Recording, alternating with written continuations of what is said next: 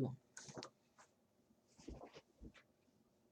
It seems that every day there's another story on the news about acts of violence and terrorism that are happening overseas. And so, because of that, personal safety is becoming more and more of a pertinent concern for the American citizen. It's often easy to imagine that all of the violence and action taking place overseas or in the bad part of town that we don't go to or don't live in, it's not really a concern for us. However, I'm suggesting that we are never truly safe and that we always need to be ready to defend our lives and the lives of our families in any sort of situation. In order to do this, you need a concealed carry weapon license. Let's take a hypothetical citizen named Joe. He works at a bank, and suddenly, at a normal day at work, a man comes in with a gun, shoots someone, and starts demanding money, and everyone get down. What does Joe do? Does he take out his phone and call the police? Does he press the button underneath the desk if there is one? Is it going to be quick enough? Will more people die? Who knows? We need more options than those. We need to be able to defend our lives in these sort of situations if necessary. Hi, my name is Jesse Suggs, and as someone who is hoping to get his own personal concealed carry license within the next month, I want to explain to you why I believe that it can mean the difference between life and death. Concealed carry licenses weren't common until the 1980s. Many say that when Florida passed legislation to embrace these laws, it really opened up the way.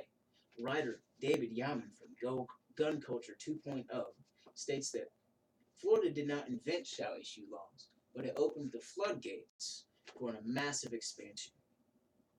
There are two sides to this controversy.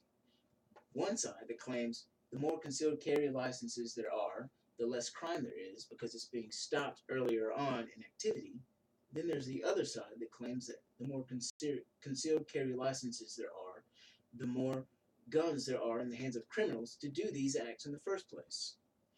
Both sides are quick to use statistical data to justify their claims. However, they cannot gather factual evidence to make any sort of broad overall claim. Writer Glenn Kessler for the Washington Post wrote in his article concerning concealed carry licenses that the actual evidence is murkier and in dispute. No scientific experiment can be set up to gain actual evidence that can be used to make a claim one way or another. Therefore, it's left to judgment and intuition and personal experience of those who wish to make any sort of decision concerning it. Criminals are going to use guns anyways. They don't care whether or not concealed carry licenses are a government institution or not. They don't care. They possess mindsets that exist outside of the limits put in place by the law. The idea of justice prevailing does not outweigh the convenience of their criminal lifestyle. Therefore, the law will not stop them before they do their deeds. There's only so many cops in this country. There's only so many policemen, and they can't be everywhere at once. They cannot guarantee or ensure your safety. The government does not possess that ability. Therefore, we need to have the means on us to take care of our lives and the lives of the people around us.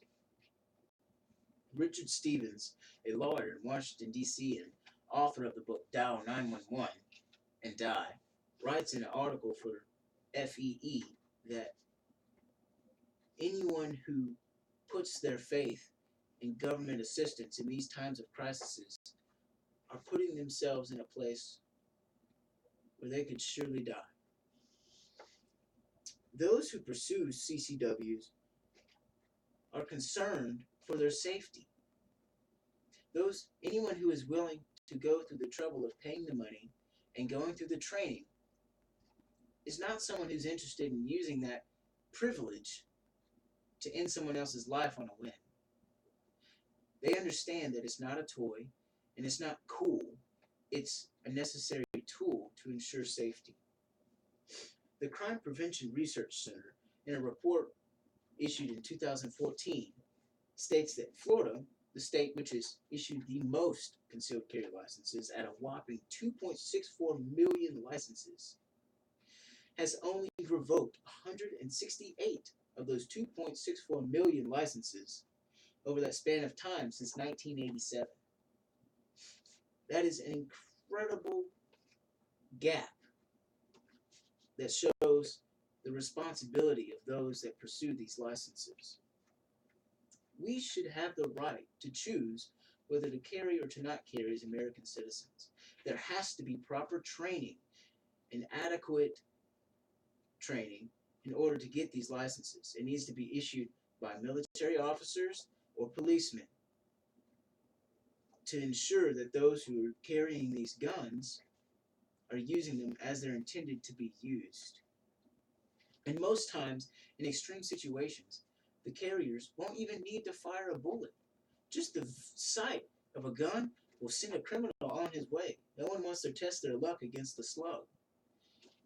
I am saying today that I believe that every citizen has the right to pursue a concealed carry weapons license, and it is a legitimate step to ensure the safety of yourself and everyone around you.